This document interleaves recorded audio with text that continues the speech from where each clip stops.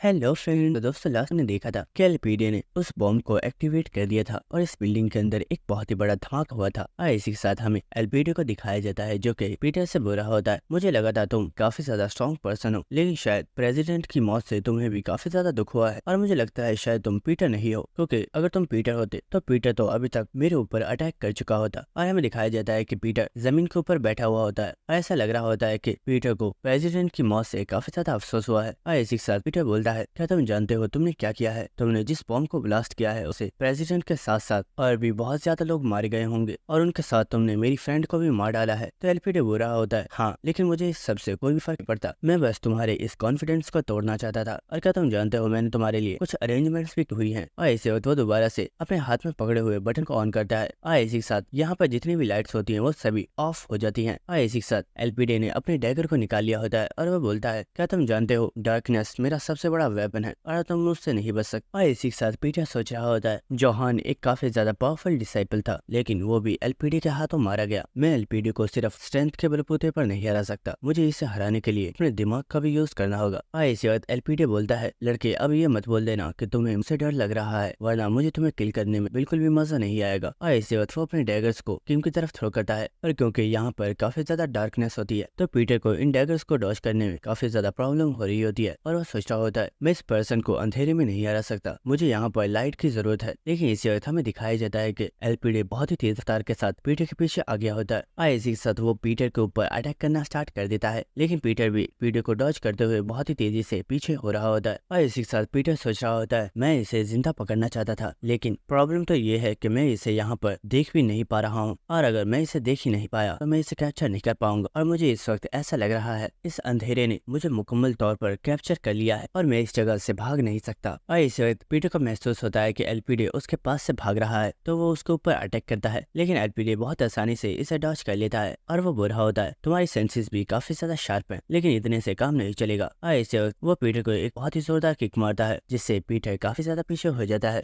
और इसी के साथ हम देखते हैं कि पीटर को इस वक्त काफी ज्यादा गुस्सा आ रहा होता है। और इसी के साथ एलपीडी बुरा होता है, मुझे लगता है तुम्हें सिर्फ बातें करना ही आता है, लेकिन आखिर ऐसा कैसे पॉसिबल है, जबकि मैं जानता हूँ कि एलिवेटर में तो तुम बहुत तेजी के साथ मेरे साथ फाइट कर रहे थे और मैं तुम्हें एक बार भी टच भी नहीं कर पाया था। लेकिन इसी वक्त पीटर बोलता है, मुझे मिल गया। तो एलपीडी बोलता है, व्हाट, आखिर तुम्हें क्या मिल गया? और हम देखते हैं कि पीटर अपने पास से एक फ्लेयर को निकालता है जिसे वो एक्टिवेट कर देता है। और इसी के साथ वो बोलता है, एलपीडी मुझे लगता है अब तुम्हारा ये वेपन बेकार हो चुका है और अब तुमसे भागने की जरूरत मुझे नहीं बल्कि तुम्हें। और ये देखकर एलपीडी काफी ज्यादा हैरान होता है और वो सोच रहा होता है, आखिर इसके पास ये फ्लेयर कहाँ से आ गई। लेकिन इसी वक्त वो एक चाकू को थ्रो करके इस फ्लेयर को ही कट कर देता है। और इसी के साथ एलपीडी बुरा होता है, मुझे लगा था तुम दूसरे लोगों से बिल्कुल डिफरेंट हो, लेकिन तुम भी दूसरे लोगों की जैसे हो। और क्या तुम्हें सच में लगा था कि इस फ्लेयर का यूज करके तुम मुझे हरा पाओगे? पीटर हंसते हुए बोलता है, एलपीडी मुझे लगता है तुम्हें कोई मिसअंडरस्टैंडिंग हो रही है। तो एलपीडी बोलता है, आखिर तुम कहना क्या चाहते हो, क्या तुम सही सही नहीं बता सकते? तो पीटर बोलता है, मैंने ये नहीं बोला कि मैं इस फ्लेयर का यूज करके तुम्हें हराने वाला हूँ, मैंने ये बोला था कि मैंने तुम्हारे वेपन को बेकार कर दिया है। क्या तुम जानते हो मैंने यहाँ पर इस फ्लेयर को एक्टिवेट क्यों किया था? क्योंकि इस जगह पर काफी ज्यादा सामान रखा हुआ है और इसीलिए यहाँ पर फायर अलार्म का सिस्टम लगाया गया है, और अब क्योंकि इस सिस्टम को यहाँ पर फायर डिटेक्ट हो गई होगी तो ये अलार्म बहुत ही जल्दी एक्टिवेट होने वाला है। और इसी के साथ हम देखते हैं कि यहाँ पर सचमुच वो अलार्म एक्टिवेट हो जाता है। और इसी के साथ इस अलार्म ने यहाँ पर पानी को एक्टिवेट कर दिया होता है, जो कि पीटर और एलपीडी के ऊपर गिर रहा होता है। और इस चीज की वजह से एलपीडी ज्यादा हैरान हो गया होता है और वो सोच रहा होता है, शिट, पानी की आवाज की वजह से मैं अपनी स्किल इको लोकेशन को सही तरीके से एक्टिवेट नहीं कर सकता और इस तरह इस पर्सन से फाइट करना मेरे लिए बहुत ही ज्यादा मुश्किल हो जाएगा। लेकिन इसी के साथ एलपीडी हंसते हुए पीटर से बोलता है, तुम्हारी चाल तो अच्छी थी, लेकिन क्या तुम्हें सच में लगता है कि तुम मुझे हरा पाओगे? क्योंकि मैंने तुम्हें बताया था कि मेरा रियल वेपन डार्कनेस है, ना कि लोगों को डिटेक्ट करना। और अगर तुम्हें ऐसा लग रहा है कि क्योंकि अब यहाँ पर काफी ज्यादा साउंड है इसलिए मैं तुम्हें डिटेक्ट नहीं कर पाऊंगा, तो इस चीज को भूल जाओ, क्योंकि कुछ ही सेकंड्स में ये पानी दोबारा से बंद हो जाएगा और ये तुम्हारी चाल बिल्कुल नाकाम हो जाएगी। और इस वक्त एलपीडी बहुत ही तेजी के साथ पीटर के ऊपर अटैक करने के लिए चला गया होता है और वो बहुत ही तेजी के साथ पीटर के ऊपर अटैक कर रहा होता है, लेकिन पीटर बहुत ही तेजी के साथ पीछे हो रहा होता है। और इसी के साथ वो बुरा होता है, एलपीडी क्या तुम्हें सच में लगता है कि मैं कोई इडियट हूँ? तो इस बात से एलपीडी काफी ज्यादा हैरान होता है और वो बोलता है, आखिर तुम कहना क्या चाहते हो? तो पीटर बुरा होता है, तुमने जो ब्लास्ट किया उसमें किसी भी पर्सन की डेथ नहीं हुई है और कोई भी पर्सन नहीं मारा गया है, और मैं उस वक्त सिर्फ एक्टिंग कर रहा था कि जैसे मुझे सभी लोगों की मौत की वजह से काफी ज्यादा अफसोस हुआ है। लेकिन असल रीजन तो ये है कि जब तुमने मुझसे फाइट की थी तो तुम मुझे हरा नहीं पाए थे और तुमने डिसाइड किया था कि सबसे पहले तुम मुझे किल करोगे, जिसके बाद तुम चो यूनचैंग को किल करोगे और यही रीजन है कि तुम पहले मुझे मारना चाहते हो, जिसके बाद जाकर तुम प्रेसिडेंट को किल करोगे। तो ये बात सुनकर एलपीडे भी काफी ज्यादा हैरान होता है और इसी के साथ पीटर बुरा होता है। एलपीडे, तुम्हारे फेस पर इतने ज्यादा सैड एक्सप्रेशन बिल्कुल भी अच्छे नहीं लग रहे। क्या तुम पहले की तरह स्माइल नहीं कर सकते? तुम पहले काफी ज्यादा अच्छे लग रहे थे, लेकिन अब तो मुझे देखने में सिर्फ एक लूजर लग रहे हो। और ये बात सुनकर एलपीडे को बहुत ही ज्यादा गुस्सा आ गया होता है और वो चिल्लाकर बोलता है, अपनी बकवास बंद करो। हाँ, ये सच है, मैं पहले तुम्हें मारना चाहता हूँ, जिसके बाद मैं प्रेसिडेंट को किल करूंगा। और इसी के साथ हमें एलपीडे की एक प्रीवियस मेमोरी दिखाई जाती है, जहाँ पर हमें दिखाया जाता है कि एलपीडे को बचपन से ही रैबिट्स के साथ खेलने का काफी ज्यादा शौक था और उसने अपने पास एक स्पेशल पेट भी रखा हुआ था, जिससे वो काफी ज्यादा प्यार करता था और वो उसे ही सिर्फ एक अपना फ्रेंड मानता था। और इसी के साथ हम देखते कि एक लड़का एलपीडे से उसके रैबिट को मांग रहा होता है और वो बुरा होता है, एलपीडे, क्या तुम ये रैबिट मुझे दे सकते हो? ये काफी ज्यादा क्यूट है। लेकिन एलपीडे उस लड़के को अपने रैबिट को नहीं देता और वो बोलता है, नहीं, मैं तुम्हें इसे नहीं दूंगा, वरना तुम इसे नुकसान पहुंचा दोगे। और इसी के साथ हमें दिखाया जाता है कि ये लड़के हमेशा ही एलपीडे को काफी ज्यादा परेशान किया करते थे और वो एलपीडे को हमेशा ही बहुत ही ज्यादा बुली किया करते थे, लेकिन एलपीडे ने उनसे कभी कुछ भी नहीं बोला था। लेकिन इसी साथ हमें एक और सीन दिखाया जाता है, जहाँ पर एलपीडे अपने रैबिट को तलाश कर रहा होता है, लेकिन उसके पिंजरे में वो रैबिट नहीं होता और हमें दिखाया जाता है कि वो रैबिट उन्हीं बुली लड़कों के पास होता है, जो कि उस रैबिट को काफी ज्यादा टॉर्चर कर रहे होते हैं और वो बोल रहे होते हैं, उस बास्टर्ड ने मुझे इस रैबिट को देने से मना कर दिया था। क्या उसे सच में लगता है कि वो इस रैबिट को मुझसे बचा सकता है? और इससे वक्त हम देखते हैं कि एलपीडे भी यहाँ पर आ गया होता है और वो इन लड़कों को गाली देते हुए बोलता है, बास्टर्स, आखिर तुम्हारी हिम्मत कैसे हुई मेरे रैबिट को हाथ लगाने की? मैंने कहा था ना, मेरे रैबिट को कोई भी नहीं लेगा। और हम देखते हैं कि वो इन लोगों के ऊपर अटैक करना स्टार्ट कर देता है और वो अपने मुंह के साथ उस लड़के के पैर के ऊपर काट लेता है और वो लड़का काफी ज्यादा चिल्लाते हुए बुरा होता है, बास्टर्स, आखिर तुम देख क्या रहे हो? इस लड़के को मुझसे दूर करो, ये तो एक डॉग की तरह मुझे बाइट कर रहा है। और हम देखते हैं कि वो एलपीडे को यहाँ पर बहुत ही ज्यादा मारते हैं, जिसकी वजह से एलपीडे काफी ज्यादा इंजर्ड हो गया होता है। लेकिन एलपीडे ने इन लोगों से अपने रैबिट को ले लिया होता है, लेकिन एलपीडे को पता चलता है कि उसका रैबिट तो मर चुका है, जिसकी वजह से वो बहुत ही ज्यादा शॉक हो गया होता है और वो यहाँ पर काफी ज्यादा रोना स्टार्ट कर देता है। लेकिन इसी वक्त हमें दिखाया जाता है कि यहाँ पर लाइट ऑफ हो जाती है, क्योंकि बारिश की वजह से लाइट्स चली गई होती हैं और इस चीज की वजह से सभी लोगों को कुछ भी नजर नहीं आ रहा होता और वो यहाँ से आहिस्ता आहिस्ता चलते हुए बाहर की तरफ जा रहे होते हैं। और एलपीडे सोच रहा होता है, यहाँ पर लाइट नहीं है, जिसकी वजह से ये लोग भी बिल्कुल मेरी तरह ही ब्लाइंड हो चुके हैं, लेकिन मैं इन सभी लोगों को बहुत ही आसानी से देख सकता हूँ और यही एक अच्छा मौका है, मुझे अपने पेट का इन लोगों से रिवेंज लेना होगा। और हम देखते हैं कि एलपीडे इन लोगों को ऊपर अटैक कर देता है और वो इन लोगों को बहुत ही बुरी तरीके से पीटता है और हमें दिखाया जाता है कि वो लड़का एलपीडे से बहुत ही ज्यादा माफिया मांग रहा होता है और वो बोल रहा होता है, एलपीडे, प्लीज मुझे माफ कर दो, मैं आज के बाद कभी भी तुमसे झगड़ा नहीं करूंगा और मैं तुम्हें कभी भी बुली नहीं करूंगा, प्लीज मुझे यहाँ से जाने दो। और इसी के साथ हमें नेक्स्ट सीन दिखाया जाता है, जहाँ पर इस जगह पर एक टीचर आ चुका होता है, जो कि अपने साथ लाइट लेकर आया था और वो बोल रहा होता है, बच्चों, क्या तुम इस रूम के अंदर हो? फिक्र मत करो, मैं लाइट लेकर आ गया हूँ। और इसी के साथ वो जब दरवाजा ओपन करता है तो हमें दिखाया जाता है कि उसके सामने यहाँ पर एलपीडे खड़ा होता है, जिसने उन तीनों लड़कों का ही मर्डर कर दिया होता है। और इसी के साथ एलपीडे काफी ज्यादा स्माइल कर रहा होता है और वो बोल रहा होता है, मैं कोई लूजर नहीं हूँ, अगर आज के बाद किसी ने भी मुझे लूजर समझा तो मैं उसे जान से मार डालूंगा। और इसी के साथ हम देखते हैं कि एलपीडे बहुत ही ज्यादा गुस्से में आ गया होता है और वो पीटे के ऊपर अटैक करते हुए बोल रहा होता है, अपनी बकवास बंद करो, मैं कोई लूजर नहीं हूँ, मैं तुम्हें जान से मार डालूंगा। और हम देखते हैं कि वो बहुत ही तेजी के साथ पीटर के ऊपर अटैक्स कर रहा होता है और पीटर सोच रहा होता है, यस, मैं जैसा चाहता था मैंने इसे बहुत ही ज्यादा गुस्सा दिला दिया है और अब ये मेरे लिए एक बहुत ही अच्छा चांस है। और हम देखते हैं कि एलपीडे बहुत ही तेजी से पीटर के ऊपर अटैक करने के लिए आ रहा होता है, लेकिन इसी के साथ हमें दिखाया जाता है कि पीटर ने बहुत ही तेजी से एलपीडे के हाथों में हथकड़ियां लगा दी होती हैं और इस चीज की वजह से तो एलपीडे भी काफी ज्यादा शॉक हो गया होता है। और पीटर बोलता है, इडियट, मैंने तुम्हें यहाँ पर जानबूझकर गुस्सा दिलाया था, लेकिन तुम तो बहुत ही बड़े बेवकूफ हो जो इतनी आसानी से मेरी बातों में आ गया। और इस वक्त पीटर एलपीडे को उसके हाथों से पकड़ लेता है और वो बुरा होता है, अब तुम यहाँ से कहीं भी नहीं जा पाओगे। क्या तुम जानते हो एक इंसान की बॉडी के अंदर 34 वाइटल पॉइंट्स होते हैं और अब मैं तुम्हारे हर एक वाइटल पॉइंट के ऊपर अटैक करने वाला हूँ, चलो देखते हैं तुम कितने टाइम तक सरवाइव कर पाओगे। और इस वक्त पीटर एलपीडे के ऊपर एक बहुत ही जोरदार अटैक करता है, लेकिन पीटर काफी ज्यादा हैरान हो गया होता है, क्योंकि हम देखते हैं कि एलपीडे अपनी पूरी पेन को ही इंड्योर कर रहा होता है और ये देखकर पीटर काफी ज्यादा हैरान होता है और वो बोलता है, मैंने इस पर्सन के वाइटल पॉइंट के ऊपर अटैक किया है, लेकिन क्या ये पर्सन खुद को स्ट्रॉन्ग दिखाने की कोशिश कर रहा है?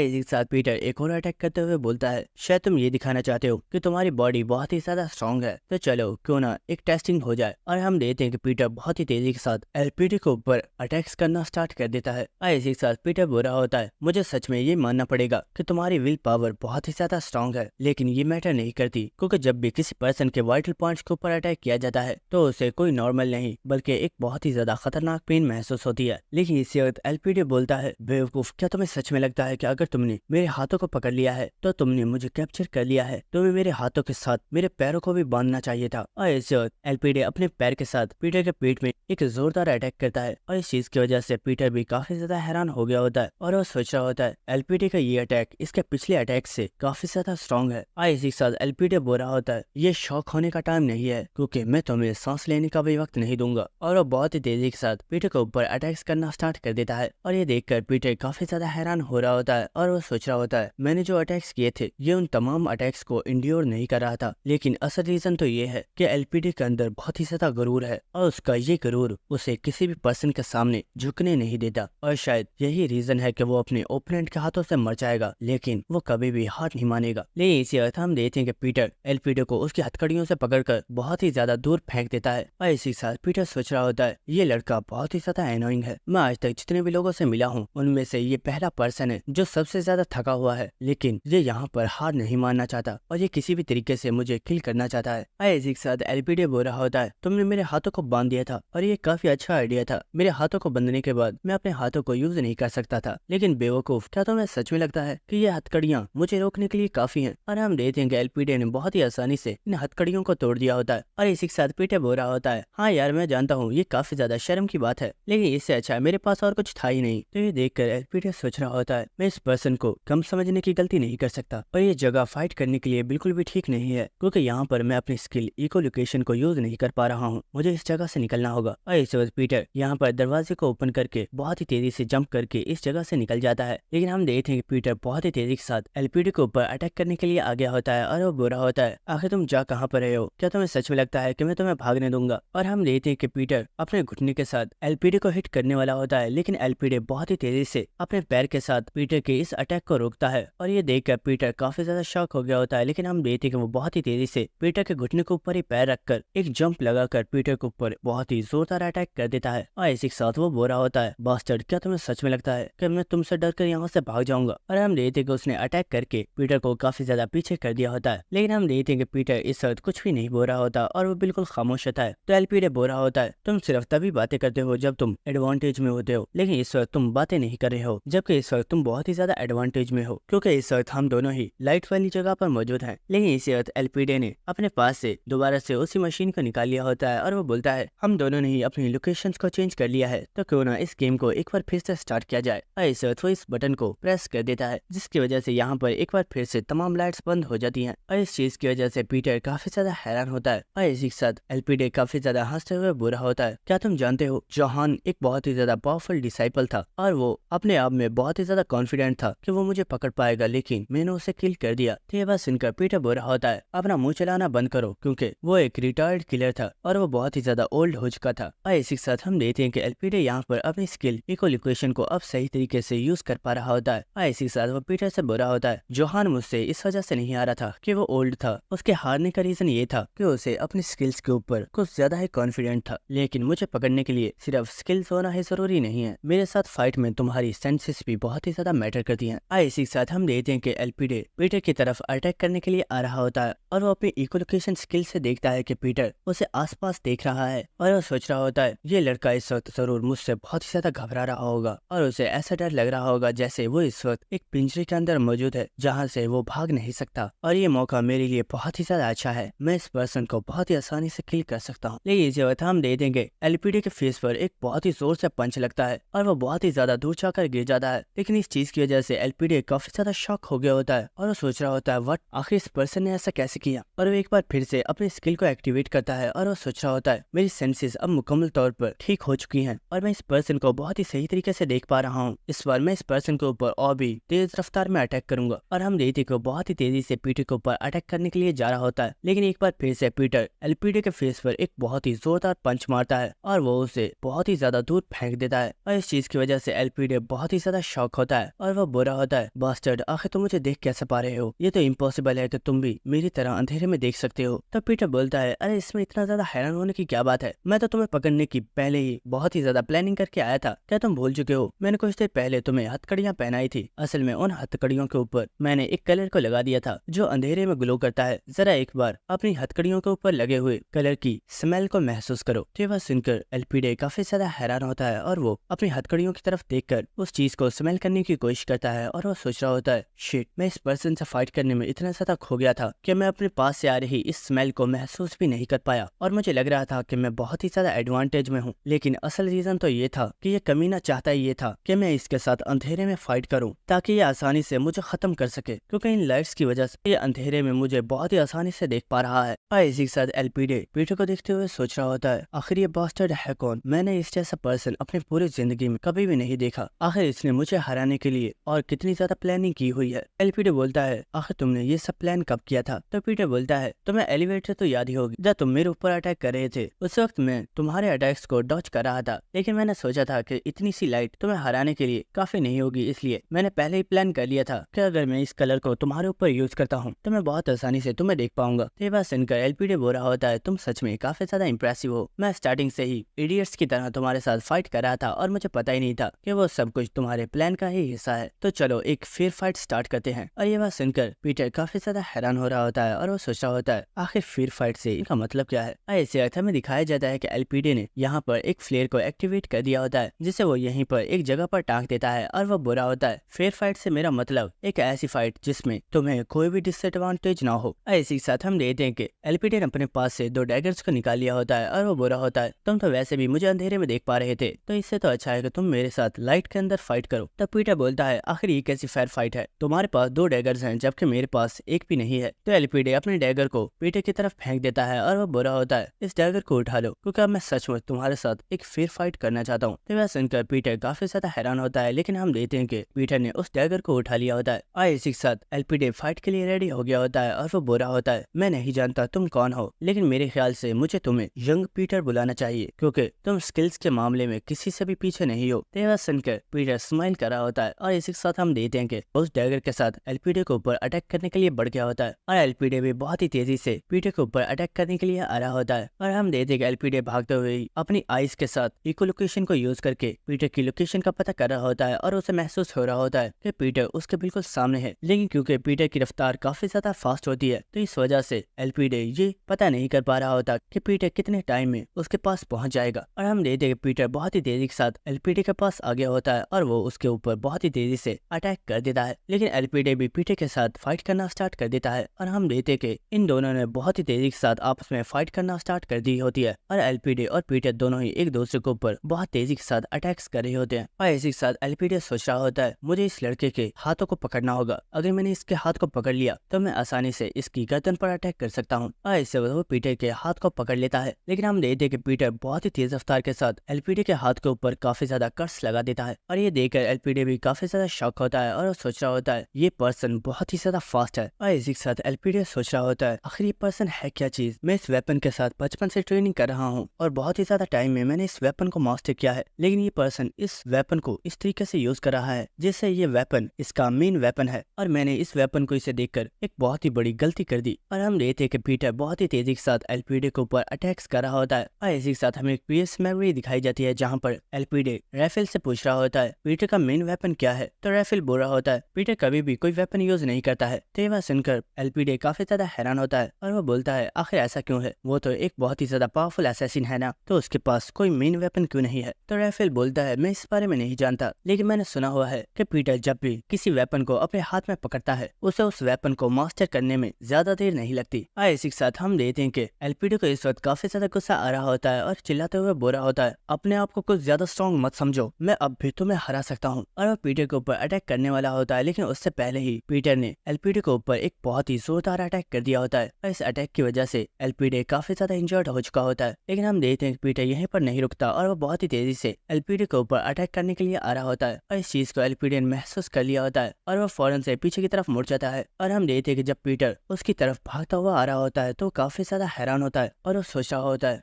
ये किस तरह की फीलिंग है? मुझे ऐसा क्यों लग रहा है कि आज फर्स्ट टाइम मैं अपनी आईज के साथ किसी पर्सन को देख पा रहा हूँ। इसी के साथ हम देखते हैं कि पीटर एलपीडे के ऊपर एक बहुत ही ज्यादा पावरफुल अटैक कर देता है और हम देखते हैं कि उसने एलपीडे को पंच मारकर बहुत ही ज्यादा दूर फेंक दिया होता है। और एलपीडे सोच रहा होता है, डैम इट, आखिर मैं इस पर्सन को हरा क्यों नहीं पा रहा हूँ? ये लड़का मुझसे काफी ज्यादा यंग है, लेकिन फिर भी मुझे ऐसा लग रहा है कि ये स्किल्स के मामले में मुझसे उससे बहुत ही ज्यादा बड़ा है। और इसी के साथ पीटर एलपीडी से बोलता है, एलपीडी अब बस करो, तुम मुझसे नहीं जीत सकते, तुम्हें यहीं पर गिव अप कर देना चाहिए, मैं तुम्हें कोई नुकसान नहीं पहुंचाऊंगा। तो एलपीडी बोलता है, अपनी बकवास बंद करो, क्या तुम्हें सच में लगता है कि मैं इतनी आसानी से हार मान जाऊंगा। और इसी के साथ एलपीडी सोच रहा होता है, मेरा लेफ्ट हैंड बिल्कुल काम नहीं कर रहा है, क्योंकि जब मैंने इसके हाथ को पकड़ने की कोशिश की थी तो इसने मेरे हाथ के ऊपर बहुत ही ज्यादा कट्स लगा दिए थे और इसने वो तमाम कट्स मेरे हाथ के वीक पॉइंट्स के ऊपर लगाए थे, जिसकी वजह से अब मैं अपने लेफ्ट हैंड को यूज नहीं कर सकता। और इसी के साथ वो देखता है कि पीटर ने उसके वेपन को भी तोड़ दिया होता है। और इसी के साथ हम देखते हैं कि पीटर चलता हुआ एलपीडी की तरफ आ रहा होता है और वो बोल रहा होता है, एलपीडी मैं जानता हूँ अब तुम अपने लेफ्ट हैंड को यूज नहीं कर सकते, इसलिए अब तुम्हें भी रुक जाना चाहिए, क्योंकि तुम जानते हो मैं काफी ज्यादा एडवांटेज में हूँ और मैं तुम्हें आराम से किल कर सकता हूँ। तो एलपीडी बोल रहा होता है, अपनी बकवास बंद करो। लेकिन इससे वक्त हम देखते हैं कि पीटर एलपीडी के सर के ऊपर एक बहुत ही जोरदार अटैक कर देता है। लेकिन इससे वक्त पीटर काफी ज्यादा हैरान हो गया होता है, क्योंकि हमें दिखाया जाता है कि एलपीडी ने अपने मुंह के साथ पीटर के हाथ के ऊपर बहुत ही जोर से बाइट कर लिया होता है और वो बोल रहा होता है, तो क्या हुआ अगर मैं अपने लेफ्ट हैंड को यूज नहीं कर सकता, चाहे कुछ भी क्यों ना हो जाए, मैं तुम्हें किल करके रहूंगा। और इससे वक्त वो अपने डैगर के साथ पीटर की आंख में अटैक करने वाला होता है। लेकिन पीटर अपनी कोहनी से एलपीडी के जबड़े पर अटैक करता है, जिससे उसने फौरन से अपने हाथ को छुड़वा लिया होता है। और इसी के साथ पीटर बोल रहा होता है, क्या तुम कोई डॉग हो, आखिर तुम किसी को इस तरीके से बाइट कैसे कर सकते हो। और हम देखते कि एलपीडी के जबड़े में काफी ज्यादा पेन हो रही होती है। तो पीटर बोल रहा होता है, फिक्र मत करो, कुछ देर के लिए तुम अपने जबड़े को सही तरीके से यूज नहीं कर पाओगे, लेकिन ये पेन टेम्पररी है, तुम जल्दी ही ठीक हो जाओगे। और इसी के साथ पीटर बोलता है, मैं जानता हूँ तुम अपनी लिमिट पहुंच चुके हो और अब तुम्हें भी मुझसे फाइट करने की जरूरत नहीं है। लेकिन इसी वक्त एलपीडी को कुछ महसूस होता है। और इसी के साथ वो बोलता है, तुमने अपना नाम किम बताया था, तो किम याद रखना मैं तुम्हारे लिए वापस आऊंगा और मैं अपनी सारी जिंदगी तुम्हें कभी भी नहीं भूलने वाला हूँ। तो ये बात सुनकर पीटर काफी ज्यादा हैरान होता है और वह सोच रहा होता है आखिर ये बोल क्या रहा है। लेकिन इसी वक्त एलपीडी उस फ्लेयर को कट करके वहाँ पर अंधेरा कर देता है और इस चीज की वजह से पीटर काफी ज्यादा हैरान होता है और वो सोच रहा होता है आखिर ये इडियट कर क्या रहा है, क्या ये फिर से मेरे साथ फाइट करने वाला है। लेकिन इसी वक्त हमें दिखाया जाता है कि यहाँ पर कुछ आर्मी ऑफिसर्स आ चुके होते हैं, जिन्होंने अपने हाथ में गन्स पकड़ी हुई होती हैं और इन्हें देखकर पीटर भी काफी ज्यादा हैरान होता है और वो सोच रहा होता है आखिर ये लोग है कौन, क्या ये कोई स्पेशल फोर्सेस हैं जो बिल्डिंग में ब्लास्ट होने की वजह से इस जगह पर आई हैं। और हम देखते हैं कि उन लोगों ने पीटर को घेर लिया होता है और इसी के साथ कुछ लोग एलपीडी के पीछे भाग गए होते हैं। लेकिन एलपीडी बहुत ही तेजी से इस जगह से निकल गया होता है, जिसके बाद हमें नेक्स्ट सीन दिखाया जाता है जहाँ पर हम देखते हैं कि इस बिल्डिंग के अंदर बहुत ही ज्यादा स्पेशल फोर्सेस के मेंबर्स आ चुके होते हैं और इन्होंने इस पूरी बिल्डिंग को घेरा हुआ होता है। और इसी के साथ हमें यहाँ पर चिरून को दिखाया जाता है, जो कि बुरी होती है, सर आपने बोला है कि आप उस एलपीडी को नहीं पकड़ पाए, लेकिन वहाँ पर एक और यंग लड़का मौजूद था जिसका नाम किम है, क्या वो ठीक है। तो पर्सन बोल रहा होता है, मैम मैं नहीं जानता आप किस लड़के के बारे में बात कर रही हैं, आपको कुछ देर तक वेट करना चाहिए, जिसके बाद सभी लोगों को यहाँ पर इकट्ठा कर लिया जाएगा। लेकिन इसी के साथ हम देखते कि यहाँ से कोई पर्सन भागता हुआ जा रहा होता है, जो कि और कोई नहीं बल्कि एलपीडी होता है। और इस चीज को जीवून ने भी महसूस कर लिया होता है और वो सोच रही होती है, वेट ये स्मेल तो एलपीडी की है, कहीं ऐसा तो नहीं कि वो पर्सन इन स्पेशल फोर्स के लोगों में मिल चुका है। लेकिन इसी वक्त वो देखती है कि एलपीडी ने बहुत ही तेजी से उसके हाथ में एक चिट को पकड़ा दिया था, जिसके ऊपर लिखा हुआ होता है हमारी दोबारा मुलाकात जरूर होगी और मैं चाहता हूँ कि उस वक्त हम दोनों एक साथ इको लोकेशन को प्रैक्टिस करें। और ये पढ़कर जीवन को काफी ज्यादा गुस्सा आ रहा होता है और वो सोच रही होती है आखिर ये बास्टर्ड अब क्या प्लान कर रहा है। जिसके बाद हमें किम का सीन दिखाया जाता है, जो कि प्रेसिडेंट की सेक्रेटरी के पास मौजूद होता है और वह सेक्रेटरी अभी भी जिंदा होती है और पीटर उससे बोल रहा होता है, तो क्या आप तुम मुझे बता सकती हो कि आखिर तुम ग्लोरी क्लब के प्रेसिडेंट के लिए काम क्यों कर रही हो। तो लड़की बोल रही होती है, मैं बहुत ही ज्यादा शर्मिंदा हूँ कि मैंने प्रेसिडेंट चो यून चक को धोखा दिया, लेकिन मैं इसमें कुछ भी नहीं कर सकती थी, क्योंकि मुझे ये धमकी दी गई थी कि अगर मैंने उनके लिए काम नहीं किया तो वो लोग मेरे पेरेंट्स को किल कर देंगे। तो ये बात सुनकर पीटर रैफिल के बारे में सोच रहा होता है कि रैफिल सच में एक बहुत ही ज्यादा घटिया इंसान है, जो कि किसी को भी मारने से पहले एक बार भी नहीं सोचता और लोगों को किस तरीके से यूज करना है वो ये बात बहुत ही अच्छे से जानता है। इसके बाद हमें नेक्स्ट सीन दिखाया जाता है, जहाँ पर जीवोन पीटर के साथ चल रही होती है और वो बोल रही होती है, आखिर आपने एलपीडी को जाने क्यों दिया, वो बाद में आपके लिए प्रॉब्लम बन सकता है, आपको नहीं लगता कि आपको उसे यहीं पर किल कर देना चाहिए था। तो पीटर बोल रहा होता है, जीवोन तुम फिक्र मत करो, एलपीडी आगे चलकर मेरे काफी ज्यादा काम आने वाला है और मैं जानता हूँ कि मुझे उसे कैसे यूज करना है, तुम बस वेट करो और देखो आगे आगे क्या होता है। जिसके बाद हमें नेक्स्ट रेफिल का सीन दिखाया जाता है, जो कि एक शराब की बोतल के ऊपर एक हाथ के साथ खड़ा होकर एक्सरसाइज कर रहा होता है। और इसी वक्त वो देखता है कि यहाँ पर एलपीडी आ चुका है। तो एलपीडी को देखकर रेफिल अपनी एक्सरसाइज को बंद कर देता है और वो बोलता है, एलपीडी तुम तो काफी जल्दी अपने काम को खत्म करने के बाद यहाँ पर आ गए, चलो जल्दी करो और जल्दी से मुझे एक अच्छी खुशखबरी सुनाओ कि तुमने चो यून चेंग को किल कर दिया है। लेकिन इसी वक्त एलपीडी बोलता है, नहीं मैं चो यून चेंग को किल नहीं कर पाया,